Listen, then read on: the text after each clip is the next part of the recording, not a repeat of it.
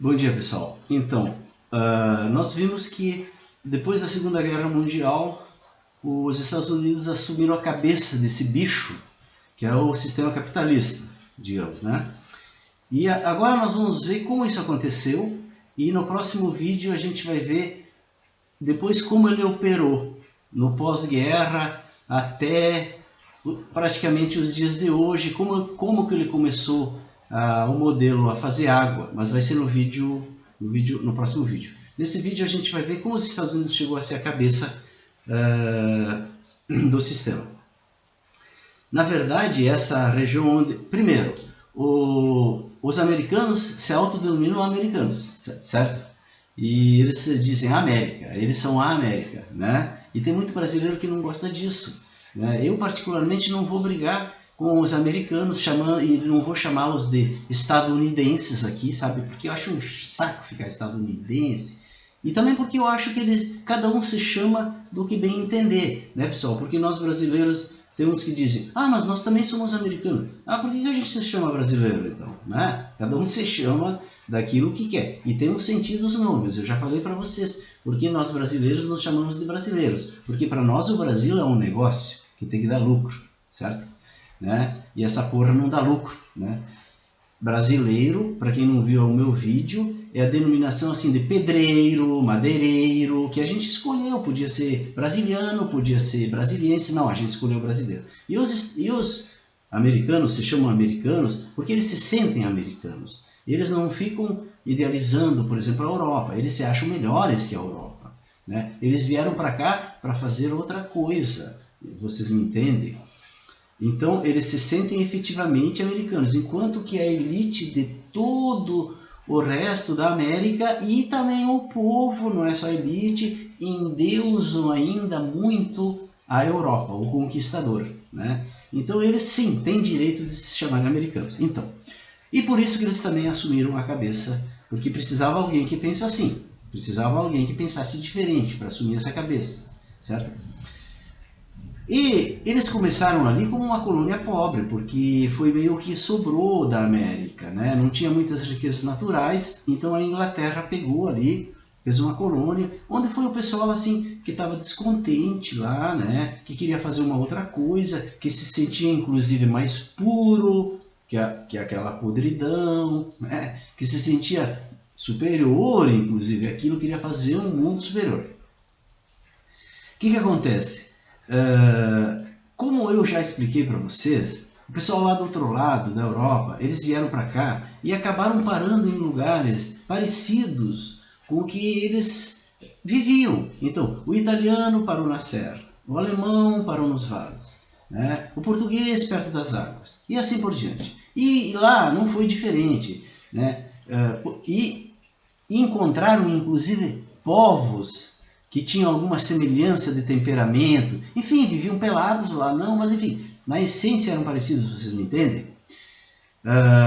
Porque o lugar faz também a essência das pessoas, né? É a mesma, a do lugar e das pessoas. Então eu digo assim, o gaúcho sempre existiu, mesmo antes da conquista, o paulista também, o carioca também e o americano também, né? E lá tinha então um índio que era assim, se sentia, né? Tinha mais grandiosidade, era mais estoico, era mais isolado, né? E era assim, parecido com quem foi para lá. Os calvinistas eram assim, né? Os judeus são assim, né? Eles se sentem escolhidos de Deus. E também foi um pessoal assim, ó, italianos, por exemplo, mas do sul da Itália, né? Que é diferente um pouco do italiano que veio aqui para o Rio Grande do Sul, que é do norte.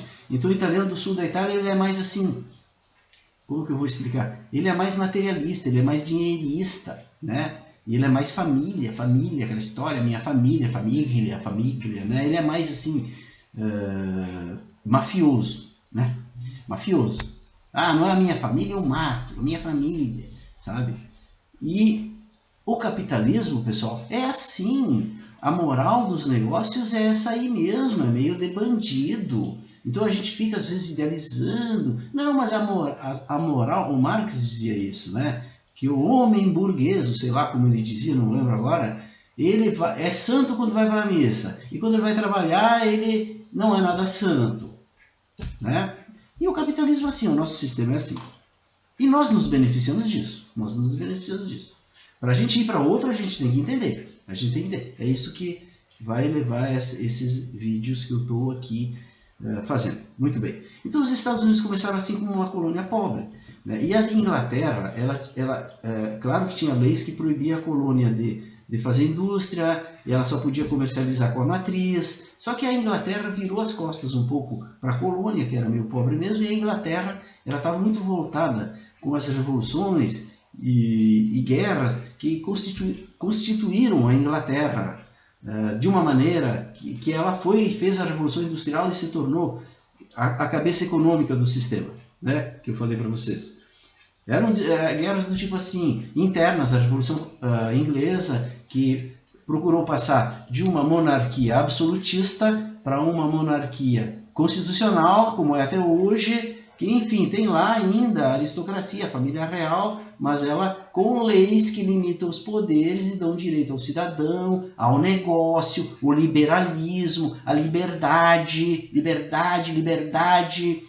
segundo o marxismo, liberdade de explorar, entende? Mas enfim, liberdade, liberalismo, que até hoje é assim. Então aprovou leis. E a Inglaterra veio, ela veio. Quando a Inglaterra se resolveu, e ela foi para cima da colônia, até porque ela precisava cobrar tributos e precisava de riquezas naturais, porque ela tinha feito a Revolução Industrial, e os Estados Unidos tinham crescido, porque ela não ficou olhando os Estados Unidos, começou a crescer. Só que os Estados Unidos tinham crescido demais, eles proclamaram a independência, as 13 colônias, né? E aí, numa linha muito assim, ó, pessoal, da Revolução Francesa que a gente já viu. Um modelo assim, que não era aquele modelo da aristocracia agrária. Mas os Estados Unidos não era só assim. O norte era assim. O norte era industrial, assalariado. Mas o sul era escravocrata e muito ligado àquele modelo da aristocracia agrária, que tem raízes onde? Lá no feudalismo. Falei para vocês.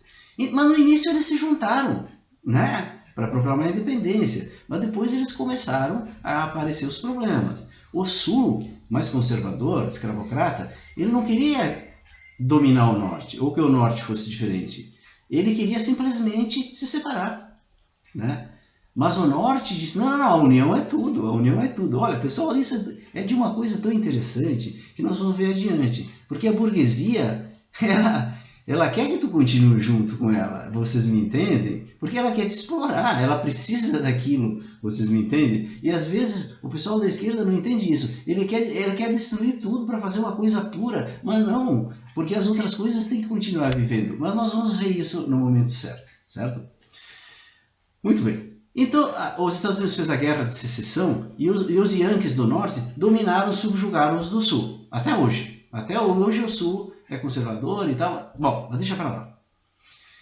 E aí eles começaram a crescer mais ainda. Eles já tinham crescido. Com base em quê? Com base no trabalho assalariado, que era bom lá, eu disse para vocês, porque quem foi para lá, para a colônia lá do norte, ele não foi para ser empregado. Ele foi lá para ser proprietário, ter uma terrinha, depois ter um armazém, ter um comércio, depois fazer uma indústria, um moinho colonial e se tornar um grande industrial. Então o cara foi para isso. Então pouca gente trabalhava de empregado, tipo escravo, a não ser os escravos no sul. Mas os no norte, né, se industrializou, começou a criar um proletariado bem pago e que criou uma demanda interna para os produtos fabricados lá, porque os Estados Unidos, ao contrário do que eles pregam hoje, eles colocaram tarifas para os produtos da Inglaterra, vocês me entendem? Até eles ganhar corpo. Depois que eles dominaram tudo, eles disseram, ninguém mais põe tarifa. Claro que agora não precisa mais, né, pessoal? E até eles, quando precisam, eles voltam para as tarifas de novo. A gente já viu isso em outro filme.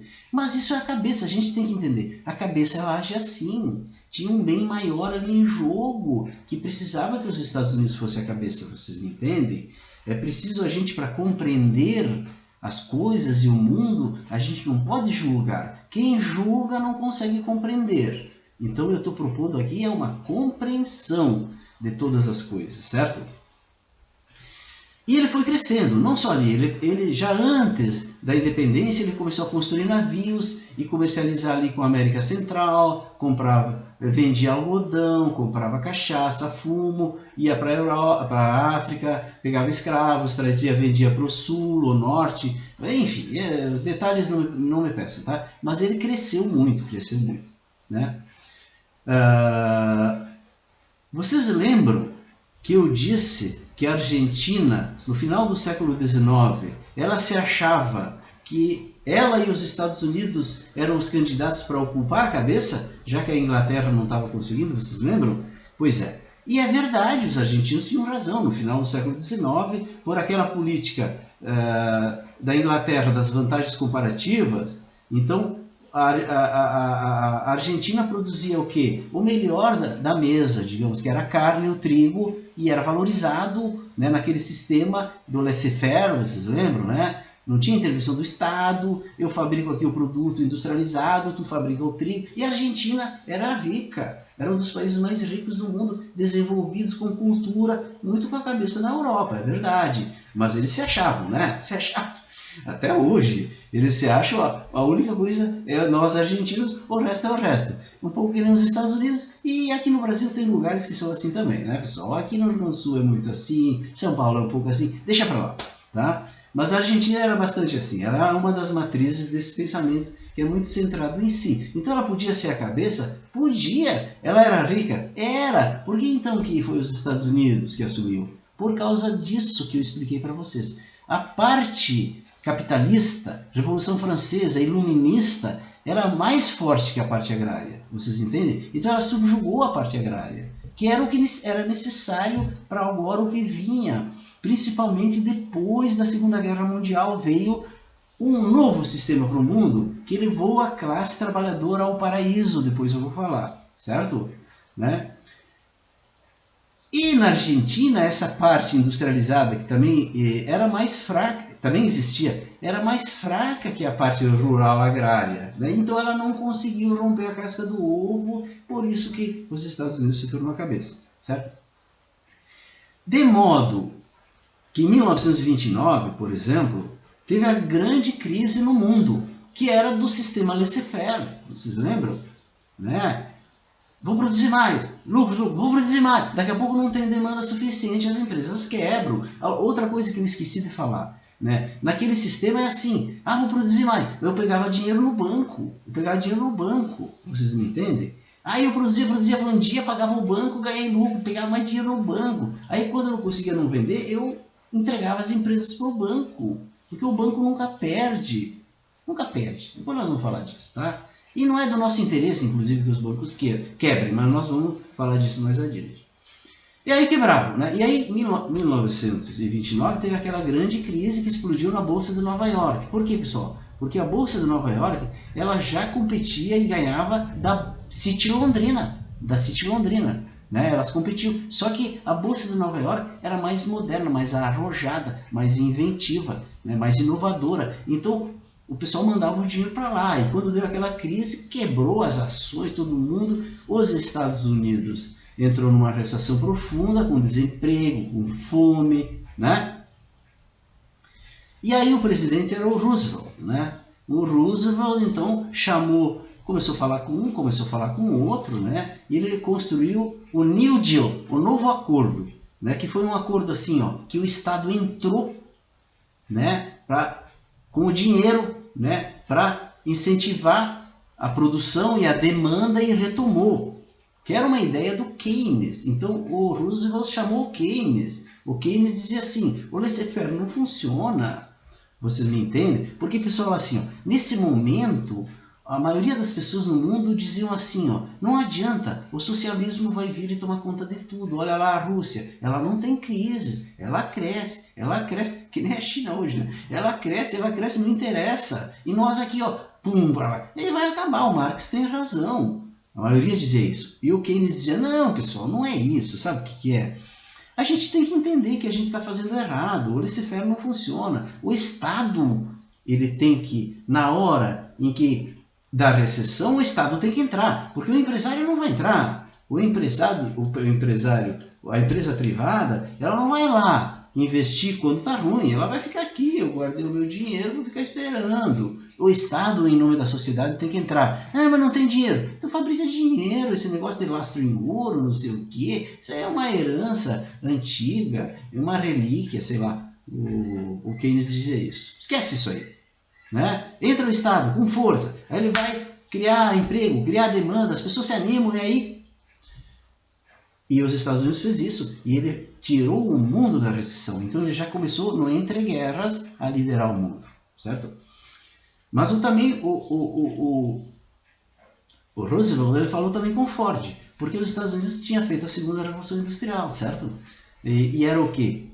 Fordismo na fábrica. Faço produtos em série. Ah, eles são mais simplesinhos, standardizados, tudo igual, né? Não é um Rolls Royce, mas ele é baratinho. Então, se você não pode comprar um Rolls Royce, você que trabalha para mim, dizia o Ford, você pode comprar. Se você aceitar um Fordzinho preto, igual a todos, você pode comprar, né? Então, era produção em série. E o Taylorismo, que era a organização da fábrica separada da administração, não sei o que. Então, a segunda revolução industrial nos Estados Unidos foi Fordismo, Taylorismo. Aí o Roosevelt chamou o Ford, né? E disse, Ford, o que eu faço? O Ford disse, aumenta os salários, presidente. Aumenta os salários, dobra os salários. Aí o que o presidente deve ter dito, parece que disse, não sei se disse, devia ter dito, ou disse coisa equivalente, mas como tu vai pagar se tu tem um monte de salário para pagar? Tu vai quebrar. Ele diz, não, eu não vou quebrar, sabe por quê? Porque eu vou vender mais, presidente. Porque era um outro capitalismo, vocês entendem? O Ford achava assim, vai ter muita gente com dinheiro, salário na mão, eu vou vender muito mais, então eu vou conseguir pagar. Vocês me entendem? Era outro modelo. E os Estados Unidos fez isso, certo? Tirou o mundo da crise e já encaminhou um novo modelo. Um modelo assim, mais popular, de consumo de massa, que era uma crítica do nazismo, o nazifascismo, também tinha uma crítica filosófica por trás, que era o próprio Heidegger, filósofo, né, que se filiou ao Partido Nazista e tal. Se vocês querem ver um filme interessante, veja Hannah Arendt, que aparece ali o relacionamento dele extraconjugal com a sua aluna, muito mais jovem, a Hannah Arendt, que era judia. É muito interessante esse filme. E vocês vão ver no filme que até o fim da vida ele defendia esse papel da Alemanha, né, para acabar com essa decadência desse mundo modelo americano de produtinhos, digamos assim. No fim da vida ele mudou um pouco, mas ele continuava defendendo que no mínimo algum papel cabia àquela visão alemã que vinha lá, que eu já falei para vocês, da aristocracia. E tem na raiz disso Nietzsche. Tem gente que endeusa o Nietzsche, tem gente até que diz que o Nietzsche bota o Nietzsche em defesa da democracia. É um absurdo, porque ele tinha nojo da democracia. O Nietzsche era elitista, ele dizia assim, povo é bucha de canhão, se morrer 1 milhão para um cara só, um gênio aparecer, tá aí, porque a evolução é isso aí. Então o pensamento de Nietzsche era elitista, e ele estava por trás do nazismo, do nazifascismo e também do Heidegger. Enfim, só para dizer para vocês que esse modelinho aqui americano era um novo modelo que veio e até hoje, e às vezes a gente mesmo critica, né? Não é isso?